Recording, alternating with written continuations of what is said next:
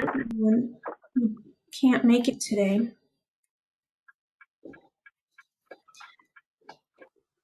Okay. All right, I'll go ahead and get started.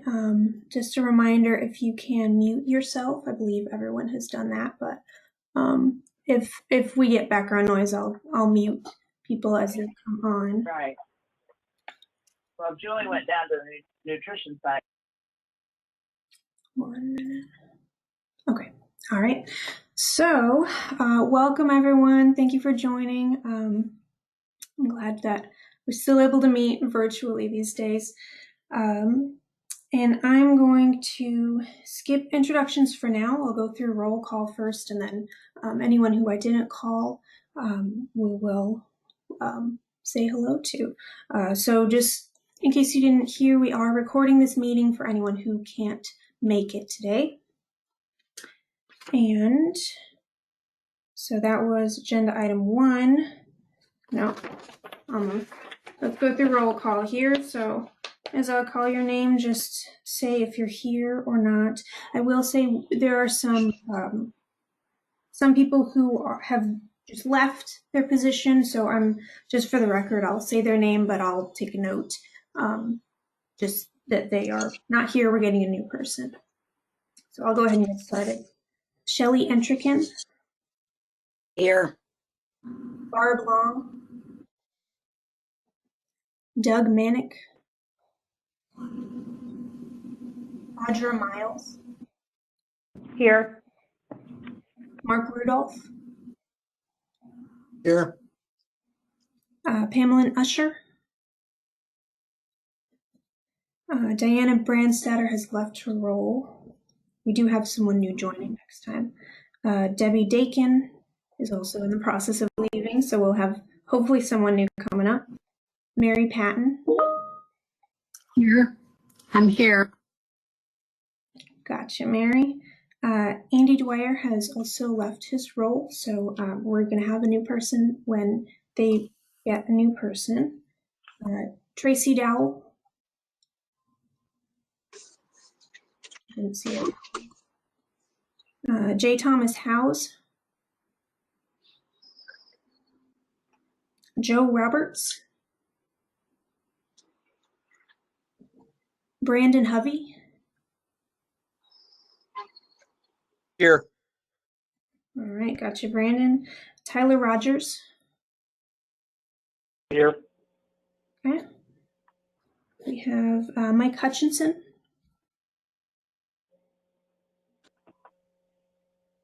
No. Don Harper. Adam Duvall. I'm here. Okay. Angel Marinich. Got it. Renee Razzo. I see that Renee. I'm here. There we go. Chris Mitchell. Don Rulis. And Greg Cassidy. Okay, let me see the quorum. 1, 2.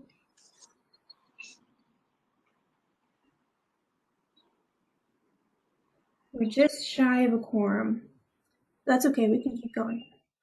All right, so now that we've got the official committee members, if I did not call your name, I'm going to go down my list here and let's see, I can hear some background noise from one caller here. I'm going to go down my list and just announce who's here. And then after that, if I don't say your name, just let me know if you're here. So we also have Michael Bruner from Tri-County. We have Amber Randall from Fresenius Kidney Care and Jennifer Nolan, welcome. And we have, going back to my list, we have Cliff Williams. You're from the Agency on Aging, correct? And I believe that's, oh, and Jim Bremner. And now, did I miss anyone who I didn't say their name? Doug Rolfs is here. Okay. Gabriel Guevara, Tri-County. All right, Gabe. So just so everyone knows, Gabe is our new hire. He's been here since January, I believe. So he'll come in on these meetings every once in a while.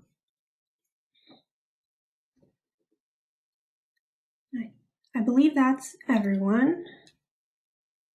Okay, so welcome everyone. Now we'll go to the next option, which is public comment. Is there any public comment today?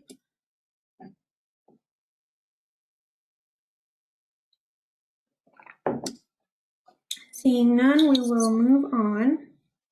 So we're just shy of a quorum, so we can't approve the minutes today, but does anyone have comments based on what I sent in the email before for the minutes?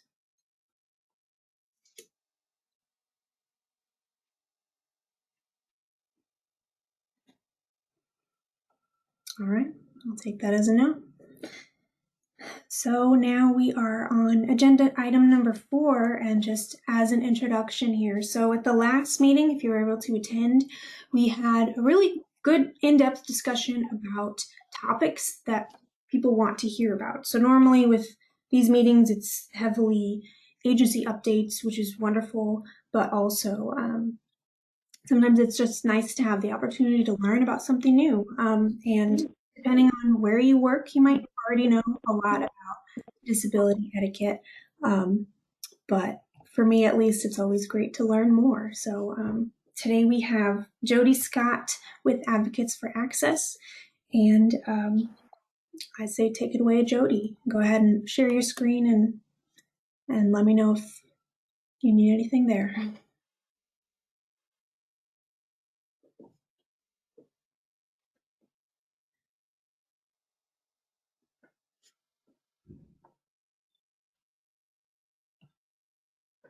Oops. Can you see my screen, Rima? I'm sorry.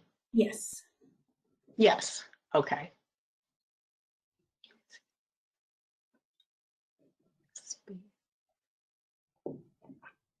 Okay, that's not the screen I need though. Hold on a second. No problem.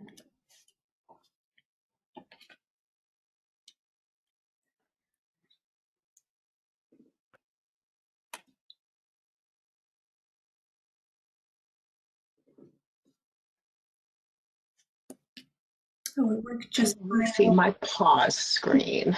Okay. Hold on just a second. Let me see what I can do here. Yeah, sometimes you have to select the program that you like. So it might say share PowerPoint. I'll give you a minute or so. Okay. There we go. Okay. Okay. Yep, you're good. I can see it fine. Okay. So first of all, just a little bit about who we are. We're Advocates for Access. We're located on Prospect Road in Peoria Heights, Illinois, and we serve individuals in Peoria, Tazewell, Woodford, and Fulton counties. Our current mission statement is empowering people with disabilities to live independently in our community. And Centers for Independent Living are not-for-profit 501c3s. We're non-residential. We do not have apartments, though we get a lot of calls about if we have apartments. We provide housing lists and guidance on obtaining housing in the community, typically. We provide services to persons with disabilities and all types of disabilities in our local communities. We are governed by a board of directors that are more than 51% persons with disabilities, and our staff also are at least 51% us have disabilities as well. We provide services in a cross-disability manner. So whatever, if you come in and you say, I have a disability and I need some information, for some of our services, do not have to have a doctor's note proving that you have a disability. There's 5 centers nationally and also located in U.S. territories such as the Virgin Islands and Puerto Rico. Independent living is the right for people with disabilities to control and direct their own lives and to have choices and options and to actively participate in all aspects of society. Our vision of independent living is that it's a conscious choice that individuals make to be responsible for managing significant areas in their lives. Independent living is not doing things by yourself, it's being in control of how things are done. Now, our 5 core services, which are the services that for the most part, you can come in and say, I'm a person with a disability, I need assistance with transitioning into secondary education. So that would be something that we could assist with. But our 5 core services are information and referral, advocacy, and that's both systemic advocacy and individual advocacy, though we focus on teaching self-advocacy skills. So we will do advocacy with the person. We will not typically get on the phone and advocate without the person being involved. We also do independent living skills training. We have peer counseling and support, and transition covers 2 areas, and one is youth transitioning from high school into secondary education or into a work setting. The other one is assisting individuals with transitioning out of a nursing facility or a facility licensed by the Department of Public Health and moving into the community in an environment that is less restrictive than the one that they are leaving. Our other programs are the Community Reintegration Program, which is the program that helps individuals with leaving nursing homes. We also have a personal assistance program. Thane is our PA coordinator, and he keeps a list of individuals that have been through our orientation and been trained on being a personal assistant. Our youth services program is a program that does the youth transition services if requested, as well as doing a lot of IEP support for parents that would call in regardless of the age of the child. We also have the independent living program and the direct services program. Now, with the disability etiquette, an outdated term is handicapped. The preferred term is a person with a disability. Instead of a blind person, it's a person who is blind. Instead of a deaf person, a person who is mute, a person without speech, retarded or feeble-minded, a person with a developmental or cognitive disability, and sometimes people will also use intellectual disability as well. Birth defect, a person with a congenital disability, confined to a wheelchair, a person who uses a wheelchair or a wheelchair rider, crazy and insane, a person with a mental or emotional disability. Identifying the person as a person first is the best way and to remember the disability etiquette, because they're not a blind person, they're a person who's blind. So it puts the humanity back into it. Another thing that you might have noticed with parking signs is outdated. It used to say handicap parking, special plate required, unauthorized vehicles may be removed at owner's expense, and now they use the term accessible parking.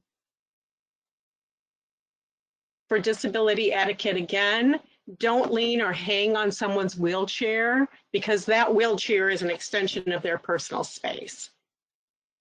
When speaking with a person in a wheelchair or a person who uses crutches, place yourself at eye level in front of the person to facilitate the conversation. When introduced to a person with a disability, it's appropriate to offer to shake hands, People with limited hand use or who wear an artificial limb can usually shake hands, and using the left hand to shake hands is also an acceptable greeting. When speaking with someone who has a disability, speak directly to that person rather than through somebody that might be with that person. Even if you think the person can't understand or respond to you, it's rude to talk through an individual to communicate with the person with a disability. And to get the attention of a person who has a hearing disability, tap the person on the shoulder or wave your hands. Or if you're in a group setting, you can also flicker the light on and off. Look directly at the person and speak clearly, slowly, and expressively to establish if the person can read lips. Not all people with a hearing impairment can read lips, and even if they can, they will still miss 70% of the conversation. When meeting a person with a visual impairment, always identify yourself and others who may be in the group with you. When conversing in a group, remember to identify the person to whom you are speaking as well as yourself. And when offering to assist someone with a vision impairment, allow the person to take your arm. This will help you to guide rather than to propel or lead the person. If you offer assistance, wait until the offer is accepted, then listen or ask for instructions. Do not be offended if the offer is not accepted. And just as a for instance with that, on the wheelchair instance, that's a person's personal space, because the wheelchair is their legs for the most part. So going up and just pushing somebody in a wheelchair without asking, hey, is it okay if I push you? Do you need some help? To just start pushing would not be proper etiquette. And disability etiquette, people with disabilities are the experts on what they need. So if you have a question, ask them, and they will tell you what they need. So that's pretty much a short presentation. So let's see, are there any questions?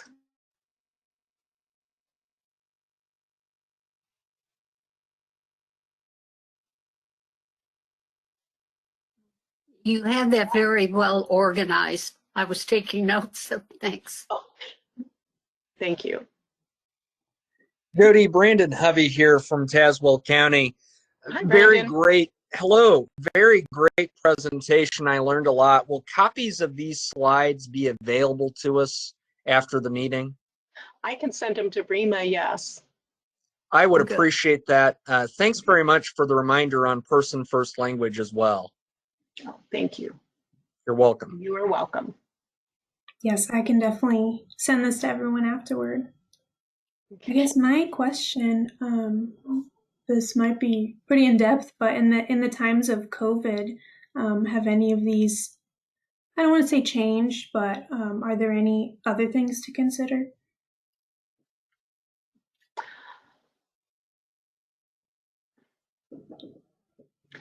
The only other thing I would say to consider is that there are individuals with disabilities, sometimes breathing disabilities, that for a medical reason may not be able to wear a mask and socially distance very easily. So that would be something to consider as well. I think the service providers have been making adjustments on the other items. I know CityLink and CityLift have done that, and just recently went back to the paid rides in January. And I think the other service providers are also pretty much, people know what is expected of them. So, but I'd say just be really conscious of the fact that some people with disabilities may not be able to wear masks because of medical conditions. Good to know. Did that answer your question, Rima? I think so. I'm sorry. Okay.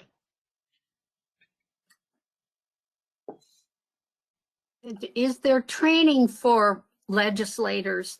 Because I know there's frequently legislation in Springfield, but this seems such a ground level information to get to everyone. Is there anything available to the legislators? There is. Most of the centers in the state of Illinois have relationships with their legislators, so they will meet with them one-on-one.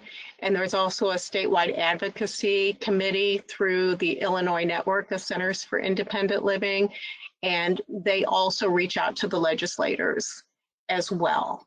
So whether they use the term, whether they use the information that is provided to them, some of course will, and some probably are not going to. So Thank you.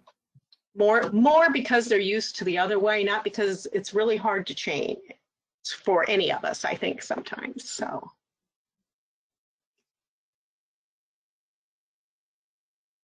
Brandon Hovey here again. Jody, second question for you that just came to my mind. You mentioned the requirements for a doctor's notes for some of these. If someone were to approach your organization with a self-diagnosis of a neurodevelopmental disorder like autism spectrum disorder or ADHD, how would they be received from your by your organization? Excuse me. well, typically we usually receive people pretty openly, and we will work with them on modifying any kind of training that we have to meet their needs and their learning style. That's fantastic. Thanks for sharing that.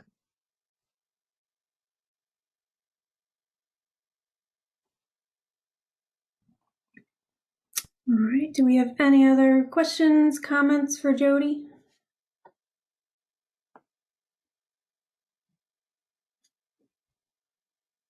Okay. Sounds like that's it. Thank you for giving that presentation. Short and sweet is the best way to, at least for me, to remember information. So that's great. Okay, thank you.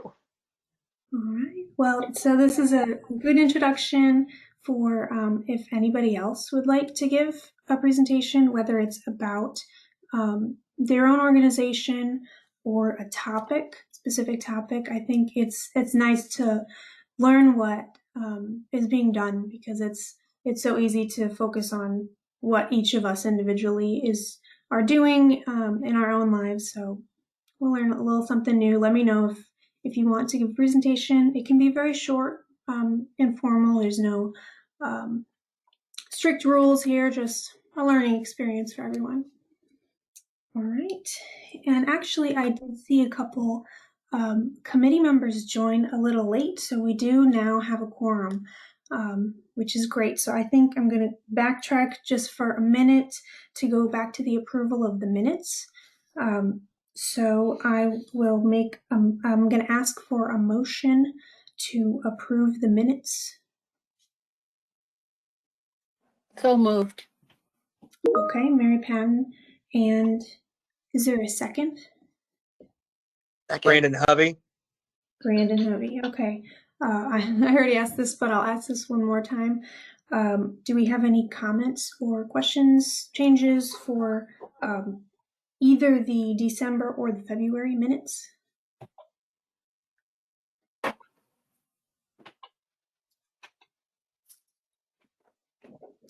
All right, seeing none, I'm going to ask that we just approve them together as they're both under item number 3. So because we're doing this virtually, I'm going to do a roll call vote. So I'll just go through everybody and just say yes or no, yea or nay. Shelley Intrican. Yes. Audra Miles. Yes. Mark Rudolph. Yes. Mary Patton. Yes. Brandon Hovey. Yes. Mike Hutchinson. Saw him join here. All right, I'll skip over him. Don Harper. Yes. Okay. Adam Duvall. Yes. And I just see that Mike typed in the chat. Yes, so I got that. Angel Marinich. Yes. Okay, Renee Razzo. Yes. And that's all. Thank you, everyone. I believe that is the only roll call vote for today, so we should be done with that. Okay, so we're going to move on to provider and agency updates. Let's start from the bottom of my list and go up just to switch it up. So Renee or Cliff, do you have any updates from advocates, or sorry, from the Agency on Aging?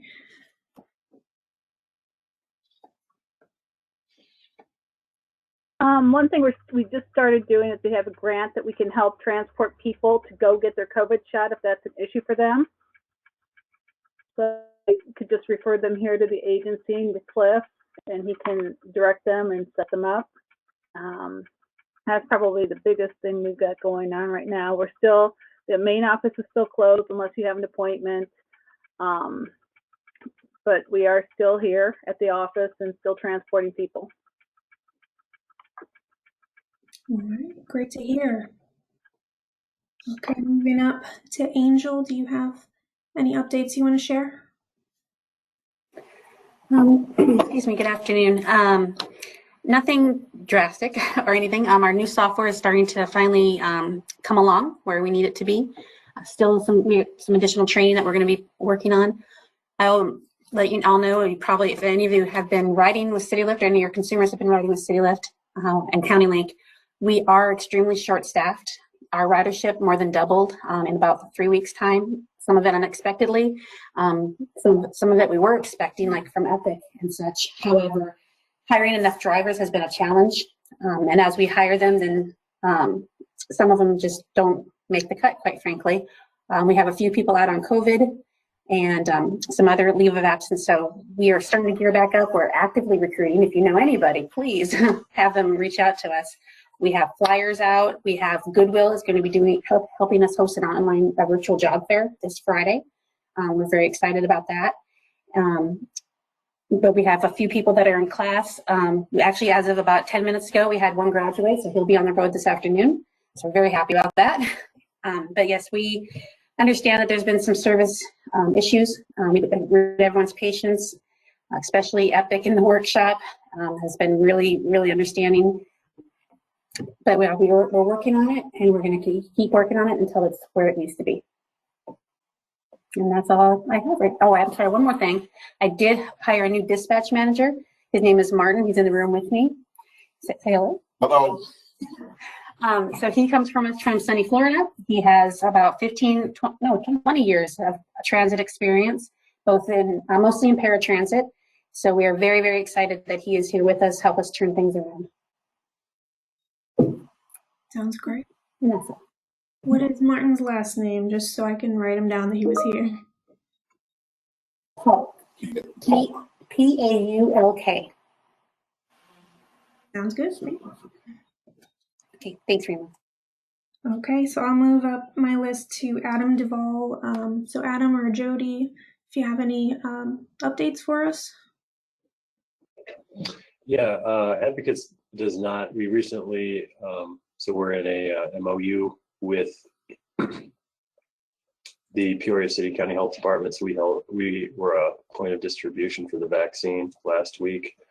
So that was nice to get some exposure. I guess that's a bad choice of words, but people into our agency. So other than that, I don't have anything to report. All right, sounds good. How about Don Harper from Epic? Anything to report, Don? Epic is currently open at 100% now. As Angel was stating, it has kind of been a challenge with paratransit, but they have been working closely with us to get our individuals back and forth. Everyone who is coming out to Epic has been 100% vaccinated. They've all had both shots. That's everyone who attends Epic. So no one who comes out there has, they've all had their shots. So, but we are at 100% now, and we're just trying to get back to day, the normalcy again with the social distancing and wearing the mask and things like that.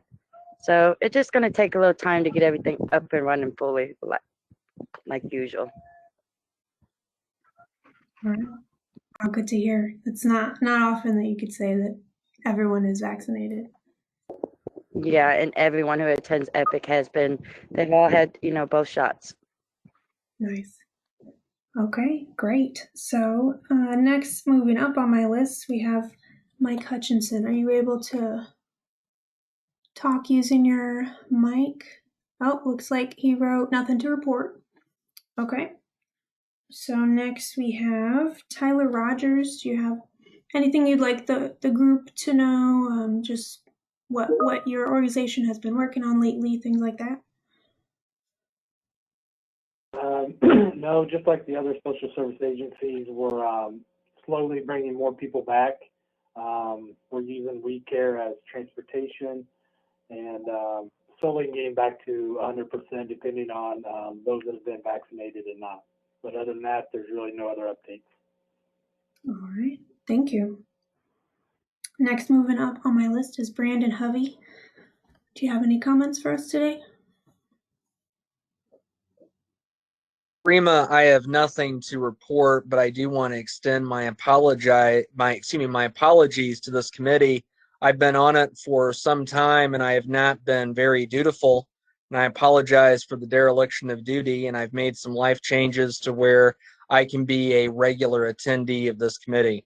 So those are my remarks. Thank you.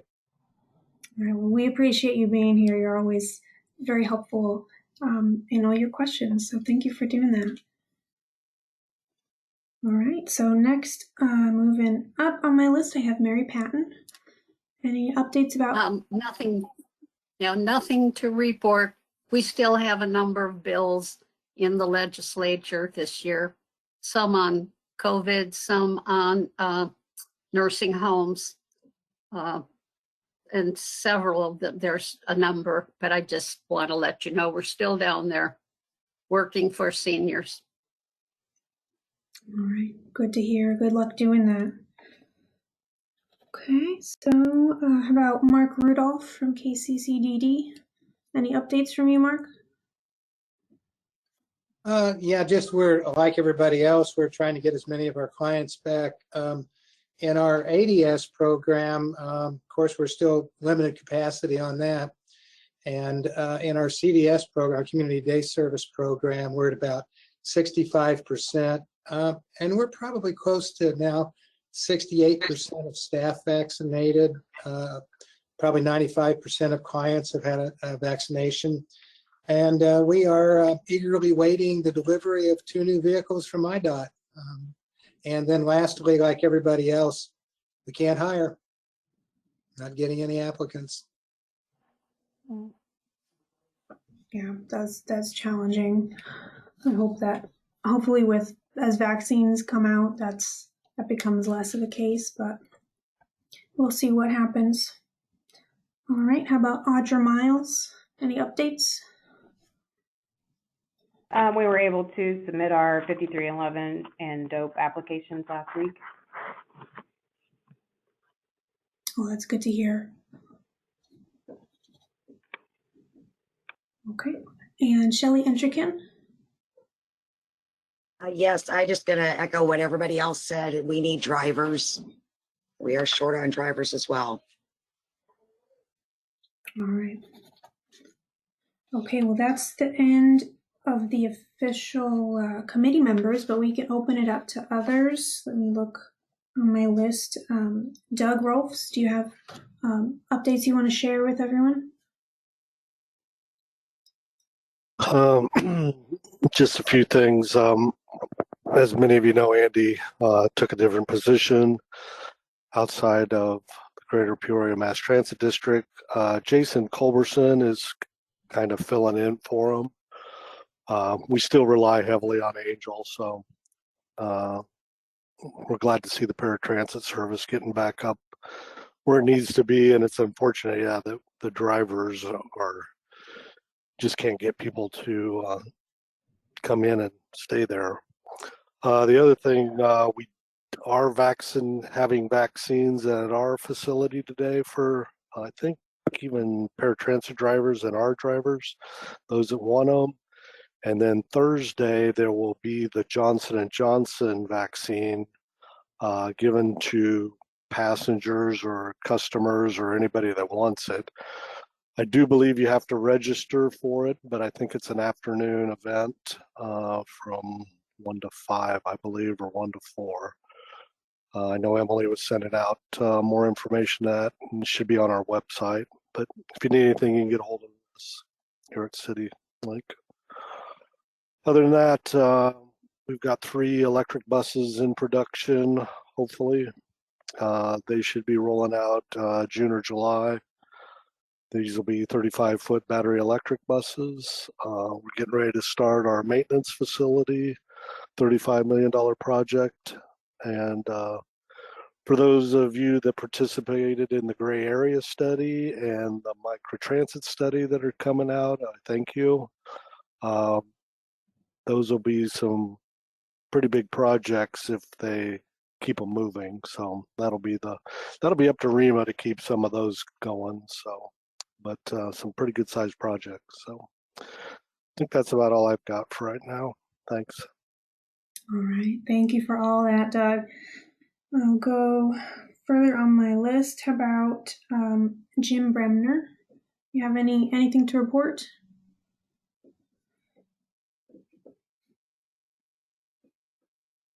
See, he was on. Let me double check if he's still here. He might have fallen off, actually. Okay, we'll move on. Jacob Irish, are you still on? Do you have any updates?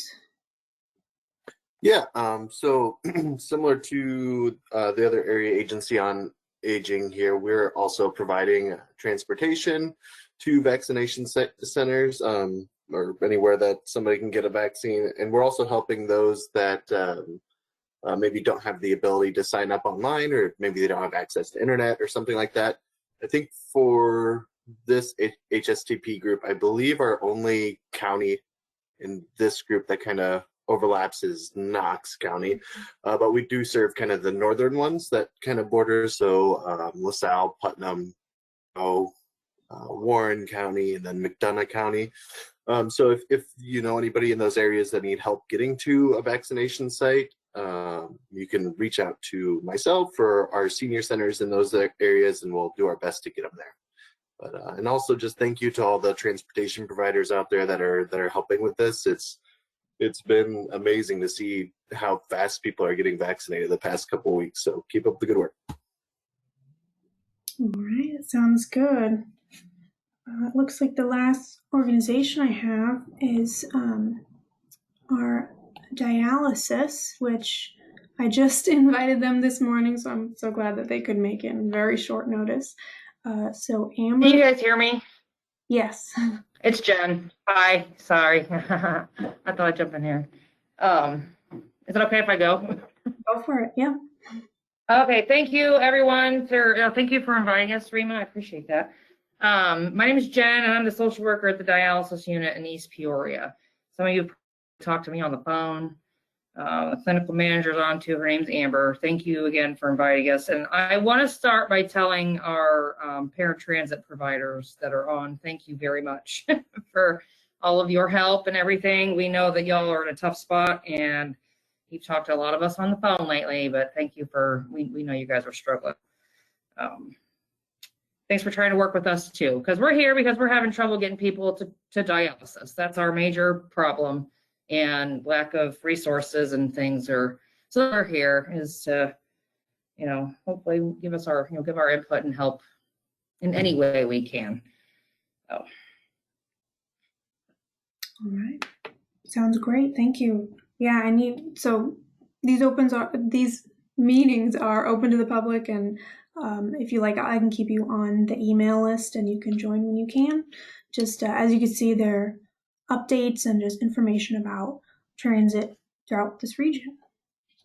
Yeah, and we'll probably, I'm going to make it a point to try to participate as much as I can. I handle most of the transport at the dialysis clinic, and you know, our ridership of public transit and paratransit is also increasing exponentially. So it's something that it's not going anyway. It's not going away anytime soon out here. And we have catchment areas that are, you know, as everybody knows, that are not funded, don't have access. And it's just, as our business picks up, transport business picks up for us too. And just trying to get it all coordinated is, you know, dialysis is a life-saving treatment, and people get stranded and get stuck in places. And so it's, you know, we're here to be of any help and of any contribution to help get these folks that are out there that are getting missed in the transport world, you know, places to go and ways to get there and all that good stuff. So I'm planning on trying to get on here and I can be helpful. All right, great. I believe I called everyone's name, or at least the organization. Is there anyone I missed that wants to give any other? Oh, Amber, I see you messaged just now. I didn't hear you, so there might be an issue with your mic there. I see that you are unmuted.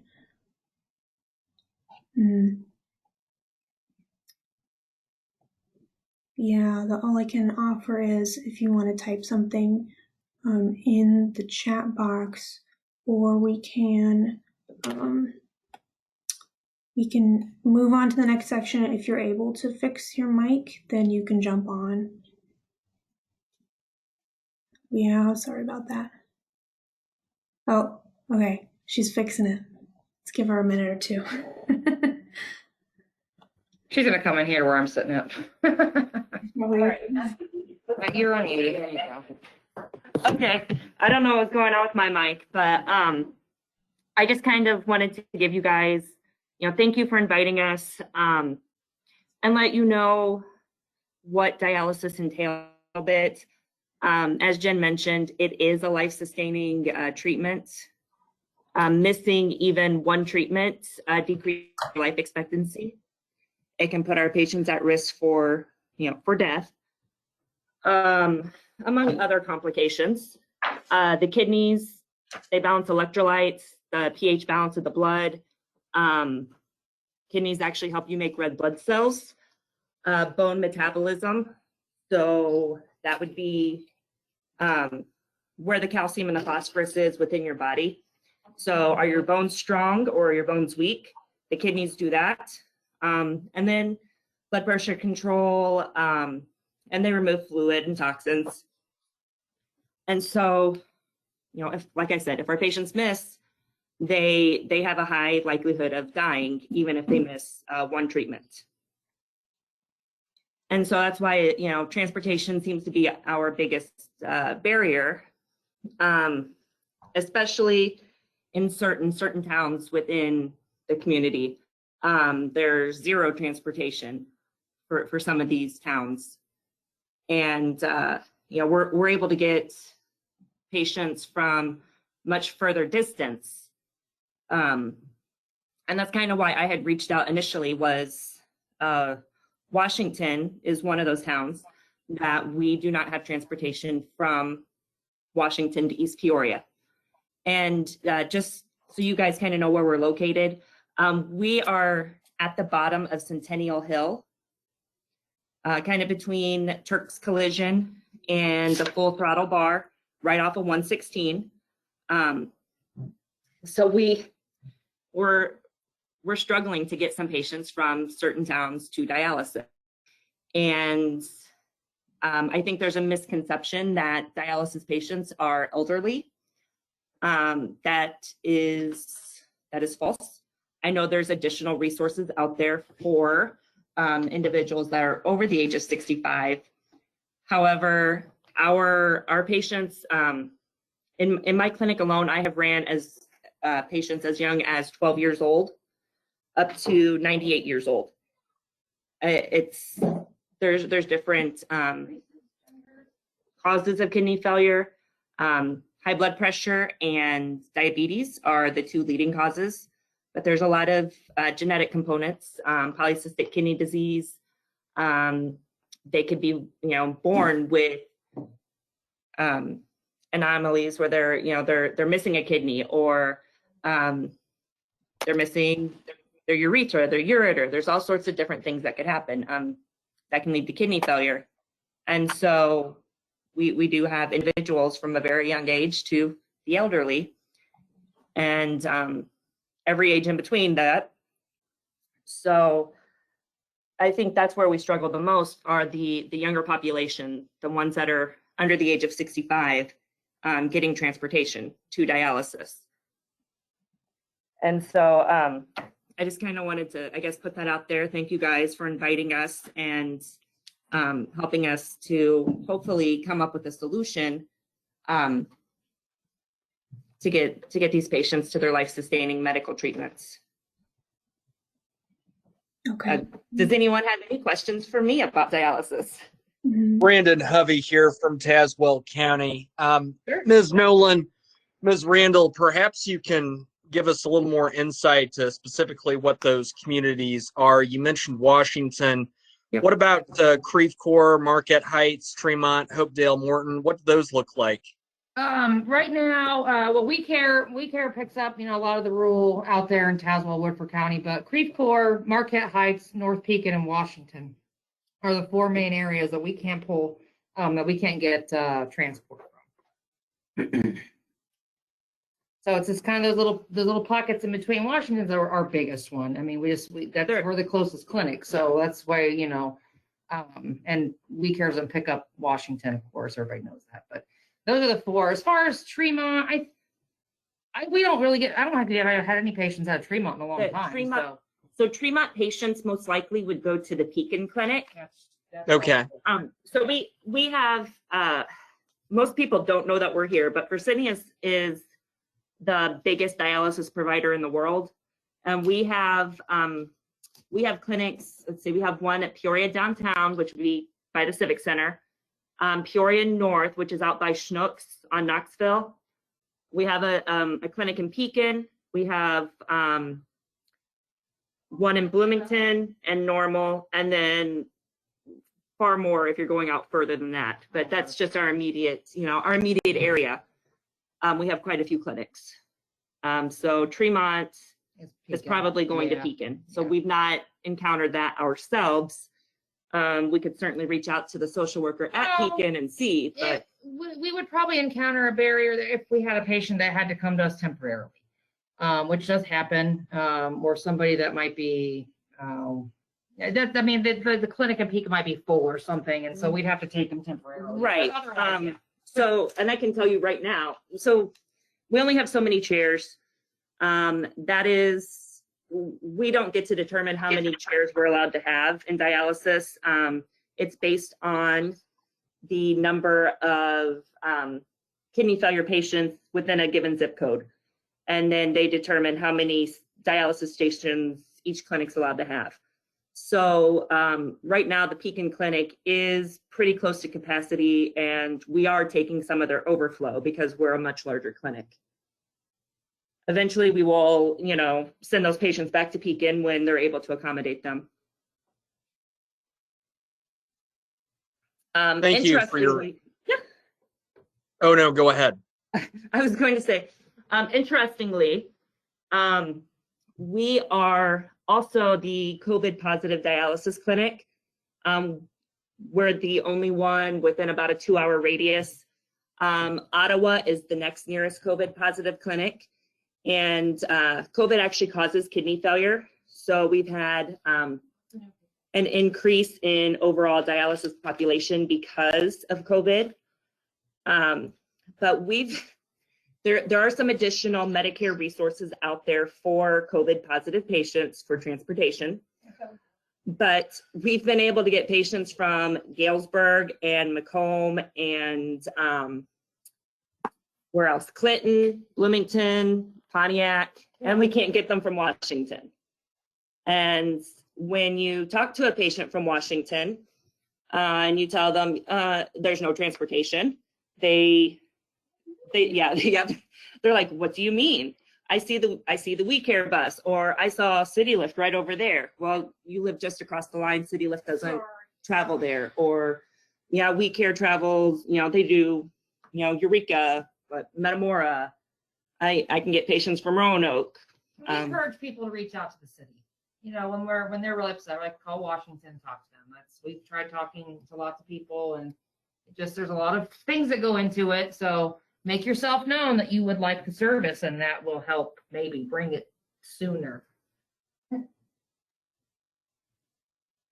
Well, again, thank you so much for your insights. This is really a reminder that the gray area transportation study is of high importance, and yes, thanks for doing all you do. Thank you. Thank you guys for doing this. When I found out about it, I was thrilled. I'm like, oh, I have so much to say. We're trying to keep people healthy as we can, and it's become a very big problem. And for a lot of people, and we are so appreciative of all the organizations and agencies and the transport providers that help us, because we know y'all are having a struggle too right now. We try to stay mindful of that as well, and struggle for everybody. Yes. And I guess to kind of put things into perspective as far as the age discrepancies, I have to track demographics. And so just my numbers from last year, I believe I had 142 patients over the age of 65. And then under the age of 65 was 124. Now, those are not all going to be from Washington or Creve Coeur, clearly. That's going to be, the entire area that we serve. But I mean, those numbers are so close. We have almost the same number of under 65 patients as we do over 65 patients.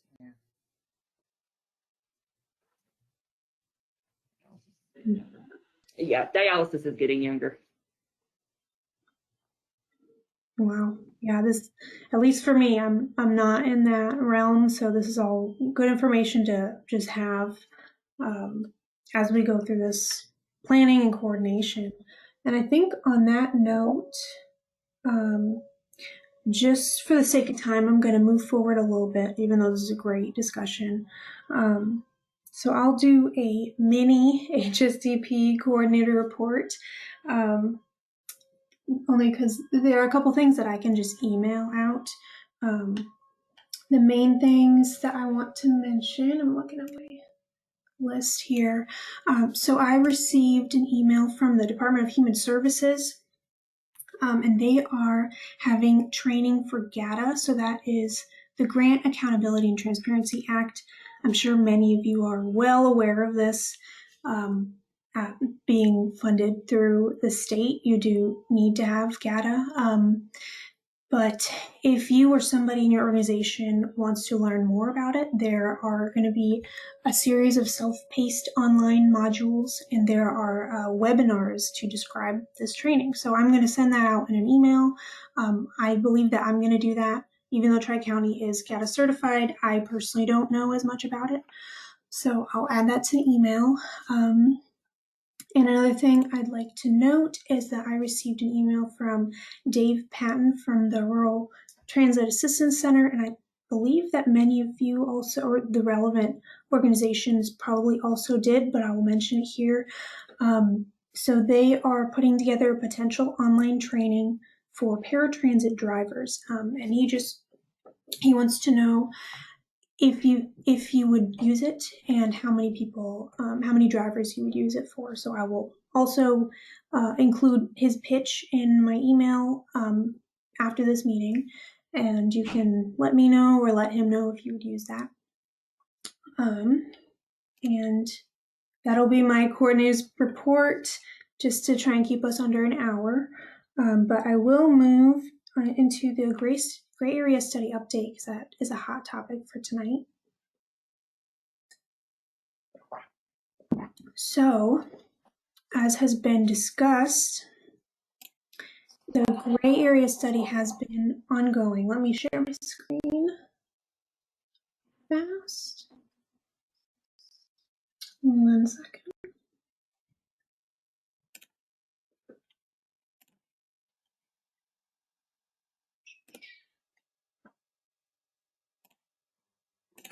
Hold on. Let's try that again.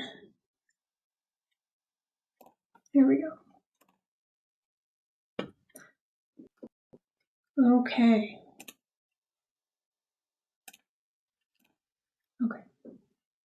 There we go. I believe you should be seeing this now. So we have last week, it was the end of March, we had an open house, a virtual open house for the gray area study. And for those who weren't able to make it, luckily, we did record it. And it's on our website. So if you go to tricountyrpc.org/transit, I'm sorry, I'm moving things around here. My bad. Sometimes having two monitors makes it twice as hard. Let's try it one more time. There we go. There we go. So if you go to our website, then it is on this page, Gray Area Mobility Study. The most recent meeting we had was on March 23rd.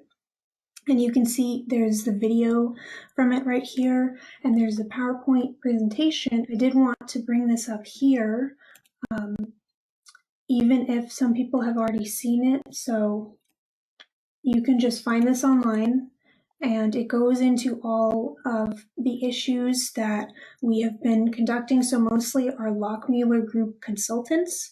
So Katie is the lead on that, and I'm assisting everyone through there. So essentially, this project has been ongoing. You've heard me talk about it in the past, and this PowerPoint and the presentation went over what has been done up to this day. So we've had some steering committee meetings, we've had some stakeholder interviews, public meetings. I'm not going to go in depth in these because you can find this online. And a lot of good information that is just, we're adding to it more, which is great. The whole point of this is just to identify these gaps and hopefully fill them. That's a big ask, but we, you know, as was discussed, these can be extremely necessary for people all throughout their life for different reasons. And we did pinpoint these communities that just have no service whatsoever, not to mention some that have spotty service, or depending on where you are, you might have service within or outside of a city. So there is this ridership matrix. It's kind of daunting to look at, but essentially it shows, and this is all, I should say, this is all within the Tri-County area. I know parts of our HSTP region are outside of this area, so I apologize we can't include all the counties in this, just because that was a scope for our current study. But hopefully it can be used kind of as a model for other places, because this does happen in other places as well throughout the whole state. So essentially, these are the options available within the Tri-County area. So for example, if you are going from East Peoria to, let's say, West Peoria over here, you can see where that intersects, and you can see that all three of these options, there are three options available. So you could take City Lift, $6 urbanized service, City Lift, $2 ADA, or City Link, but some communities just don't have any at all. For example, we've brought up Washington several times. I know Jim Bremner was on this call. I think he dropped off. He has been working towards transporting seniors, at least in Washington. And let's just make sure. Right. This is United Healthcare. We are following up on a refill reminder email recently sent to Mary Patton. We care about your privacy. You're not on mute here. I can't get to it. There we go. Thank you. So I just wanted to show you all what we've been doing. We appreciate you if you did attend the meeting, but if you didn't, there's a lot more to go through with this. I won't dwell too much, even though there's a lot of good information, only because I don't want to keep you too long after the hour. But just to mention one of the final, so there have been recommendations, evaluations. The main two potential solutions we're looking at is microtransit, which is kind of like Uber. You use your cell phone or a smartphone to basically get a ride. It's flexible, but it does require technology, and not everybody is able to use technology or has access. We have demand response, which is already available. It could be expanded potentially. So there's even more to go on with this. Long story short, it's an ongoing process. Our consultant, Lockmuller, will have another draft available in May, so that's really exciting. And they'll include all of these analyses and the discussions that we've had and the intricacies of what this means and how potentially we can fix it. So this is a big problem, but hopefully this is a way to break it out into smaller bites, so it's potentially able to just be solved. And this is unfortunately a long-term thing, so we can't really solve this quickly, but we can identify ways that in the long term we can bring people together, keep doing things like this, coordinated groups, and hopefully help increase the transit mobility and access throughout the region. So I will leave this link also in my follow-up email, and I'll leave it at that. I know that was very broad, and some may be more aware of this than others, but that's just where we've been going. And ultimately, there's this big question mark is relevant throughout this whole process. Is the future is uncertain, but hopefully we can change it. All right, and with that brief rundown, I think that I will move on to the other.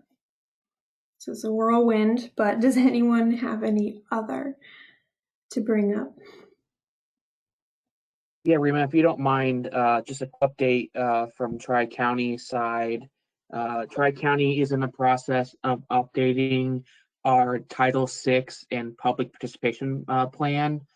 And we're, so basically that is our guiding documents to make sure that no one's excluded from our meetings or the planning process, and it kind of guides us on how we interact with the public.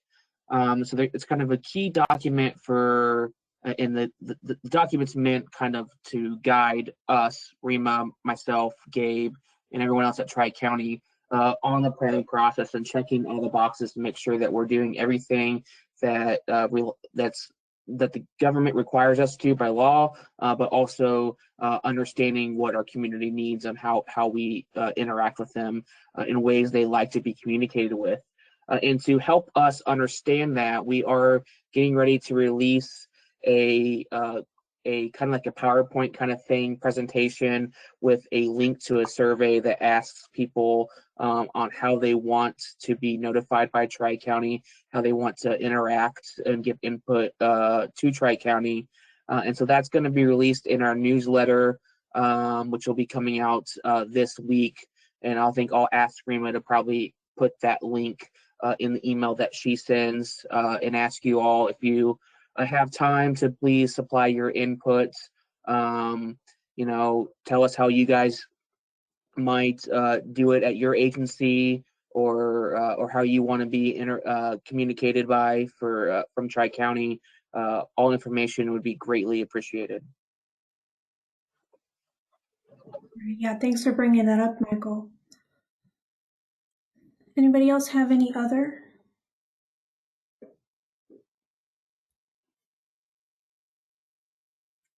All right, I guess I'll leave it at that. Thank you, everyone, for joining. Since we do have a quorum, I will ask for a motion to adjourn.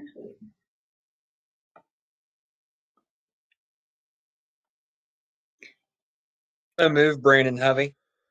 Okay. And a second. I'll second that, Mary Patton. All right, we are officially adjourned. I appreciate everyone staying with all the issues we talked about a whole lot today. So thank you for joining, and I hope everyone has a really good day.